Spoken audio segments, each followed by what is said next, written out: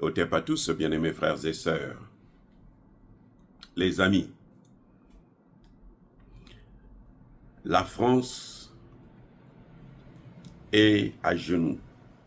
La France est, comment dire, kidnappée par trois personnages. Trois. Macron, Mélenchon, Marine Le Pen, les trois.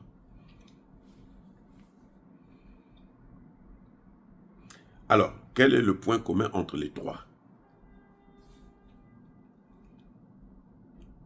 Ce sont les trois là qui sont en train de mettre la France dans le chaos que vous voyez là. Les trois personnages qui ont mis la France dans ce chaos. Mais c'est la faute à Macron qui n'a pas respecté ses accords. Parce que le point commun qu'il y a, c'est que les trois là font partie d'une association de malfaiteurs. En tout cas, politiquement parlant. Ce sont trois malfaiteurs qui se rendent des comptes. Alors, il y a quoi exactement? Macron, pour être élu président, pour être réélu d'ailleurs, pour avoir son deuxième mandat, il a eu besoin de Marine Le Pen et de Mélenchon. Les deux. Macron s'est appuyé sur les deux pour qu'il arrive là où il en est là. 7 ans à la présidence. Lors des dernières élections, Mélenchon a appelé pour voter Macron. Ce n'est pas par principe, non. C'est parce que Mélenchon attendait un poste de Premier ministre. Tout le monde se disait que c'est Mélenchon qui sera le Premier ministre d'Emmanuel Macron. Ce qui est évident, d'ailleurs. Ce qui est normal, puisque la politique, c'est ça. Mélenchon s'est fait baiser par Macron. Macron est allé prendre Gabriel Attal pour venir gouverner. Oui. Entre-temps, avec Marine Le Pen, les accords, c'était que, bon, tu me laisses passer, et puis après moi, c'est toi. Là encore, Marine Le Pen a baisé, et plutôt Macron a baisé Marine Le Pen. C'est-à-dire que Macron, c'est un escroc, un gros escroc, les amis. Mélenchon n'a pas eu le poste de Premier ministre, il l'a envoyé balader. Il a même dissous l'Assemblée. Le parti de Mélenchon arrive en tête. Il ne veut pas prendre un Premier ministre dans le groupe de Mélenchon. Il bafoue la victoire de Mélenchon. Mélenchon, à l'évidence, ne sera pas content quand même. Entre nous disant, même moi à sa place, je ne serais pas content. J'ai tout fait pour t'aider à avoir le pouvoir, et maintenant toi tu me casses les pieds partout. D'abord parce que quand tu as gagné l'élection, tu ne m'as pas nommé Premier ministre. Maintenant, tu as dissous l'Assemblée, nous on gagne encore l'élection, tu vas choisir un Premier ministre parmi les perdants, mais tu es en train de se moquer de qui? Tu es en train de se moquer de moi. Marine Le Pen, il l'a utilisée jusqu'à la nomination de Barnier. Marine Le Pen était, si vous voulez, la garante du pouvoir de Barnier. Pour que Barnier puisse être Premier ministre, il a fallu l'accord entre Macron et Marine Le Pen. Mais cet accord, c'est quoi? Qu'est-ce que, en tant que politiste, vous, d'après vous, dans le cadre politique, qu'est-ce que Marine Le Pen devrait attendre?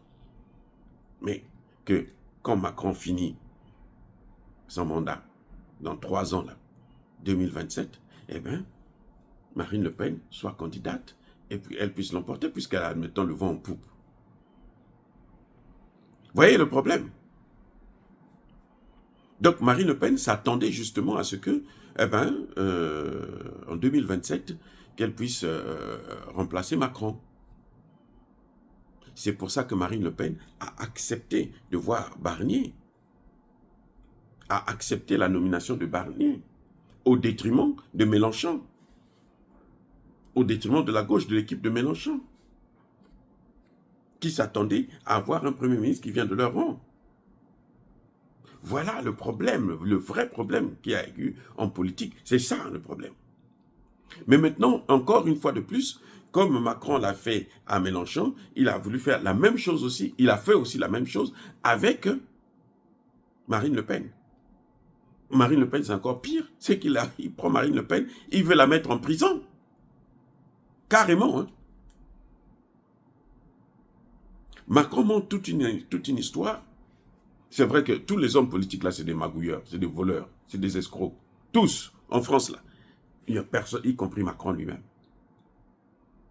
Vous avez appris les histoires de ces taxes qu'il n'a pas payé de 3 millions ou quoi, machin. Tous sont des voleurs. Donc lui veut prendre maintenant Marine Le Pen pour la stopper, pour l'empêcher d'accéder au trône. Il veut la mettre en prison. Vous voyez comment c'est? Et Marine Le Pen, c'est là que Marine Le Pen va se rendre compte, mais attendez, qu'est-ce qui se passe? Mais ce type-là, il est méchant. Il a joué avec Mélenchon, maintenant c'est avec moi qu'il veut aussi m'écraser, il veut me neutraliser. Elle dit non, cette fois-ci ça ne passera pas. Elles ont fait une coalition.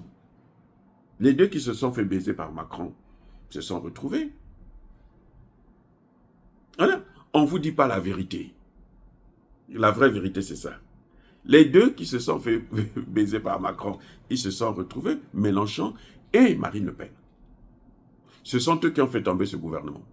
Je répète. C'est Mélenchon et Marine Le Pen qui ont fait tomber ce gouvernement. Leur objectif, c'est lequel? Dites-moi, leur objectif, c'est lequel? Leur objectif, c'est pas Barnier. Barnier, c'est le petit morceau. Leur objectif, c'est le patron de Barnier. C'est la tête. C'est Emmanuel Macron. Ils veulent se venger contre Emmanuel Macron. Parce que Emmanuel Macron, en ce moment, n'a plus la possibilité de dissoudre l'Assemblée pour clarifier les choses. Ce n'est pas possible. Ce cas-là est arrivé une seule fois, en 1962.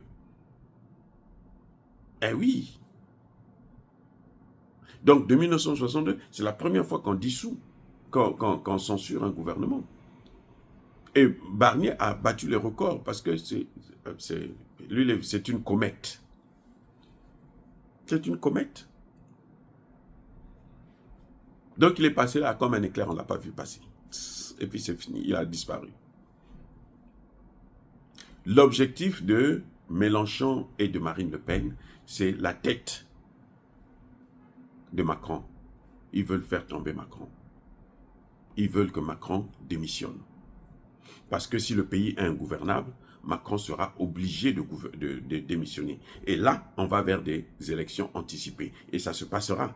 S'il y a élection anticipée aujourd'hui en France, ça se passera entre Marine Le Pen et Mélenchon. Je répète, s'il y a élection anticipée aujourd'hui en France, ça se passera entre Marine Le Pen et Mélenchon.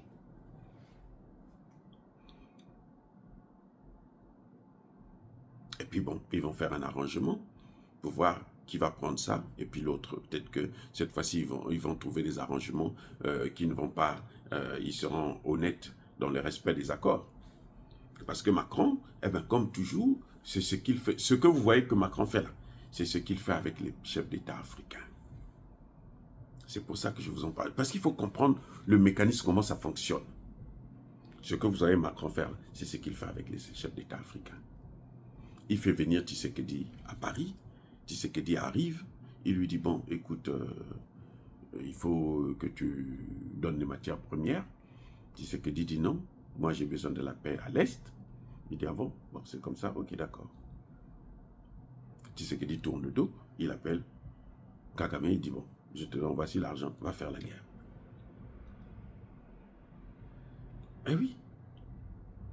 Il appelle Tshisekedi, Tshisekedi ne veut pas tendre. Il oblige Tshisekedi à tendre la main à Kagame. Tshisekedi refuse.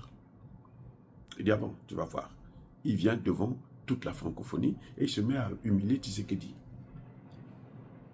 Comme les Noirs n'ont pas de honte, mes excuses, comme les Noirs n'ont pas de honte, ben, le ridicule ne tue pas, Tshisekedi accepte et demain vous allez le voir encore à Paris. Là, vous l'avez vu chez Biden, non? Il a fait croire à tout le monde qu'il ne sera pas là-bas. Le matin, très tôt le matin, il n'a même pas dormi pour venir voir Biden en Angola, pour venir brader le Congo. Ce que vous avez vu là, que Tshisekedi est venu faire, c'est brader le Congo. Et c'est comme ça qu'il fonctionne. Le même Biden avait refusé de le recevoir aux États-Unis, au sommet de la France-Afrique, et plutôt États-Unis-Afrique. Biden a refusé de le recevoir. Quand il arrive en Angola, il n'est même pas au Congo, il est en Angola. Tu es obligé de partir? Non. C'est ça, la politique occidentale, l'Occident collectif. Et ils pensent qu'ils vont s'en sortir comme ça. Non. Les Tshisekedi, là, ça, c'est la dernière génération. La prochaine génération, après Tshisekedi, ça ne se passera plus comme ça. Je vous dis, après Tshisekedi, là, ça ne se passera plus comme ça. Et Tshisekedi, s'il continue comme ça, là, il risque de terminer son dernier mandat, là, dans des conditions, mais alors, lamentables. L'Afrique ne veut plus de ça. La jeunesse africaine ne tolère plus ça.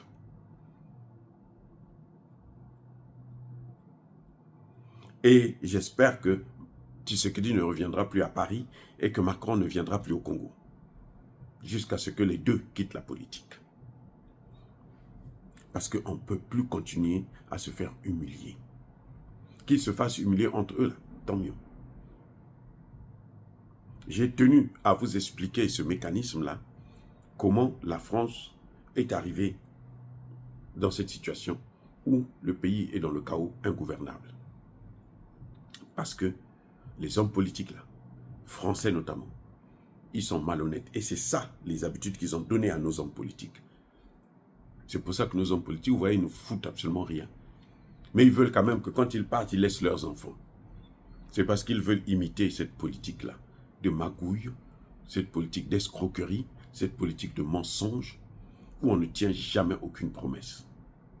Les amis, dire cela, c'est inciter à la haine ou à la violence. Non. Yaba colère, veille à madame. Encore une fois de plus, soyez bénis, abondamment bénis par le Dieu des Kémités, par nos ancêtres Élysées, mais que tous ceux qui persécutent le continent africain, le pillent et le déstabilisent, qu'ils soient noirs, blancs, chinois, arabes, juifs, indiens, qui qu'ils soient punis, maudits, foudroyés, neutralisés, écrasés, effacés par le Dieu des Kémités, par nos ancêtres Élysées. Vive l'Afrique éternelle. J'ai dit et j'assume.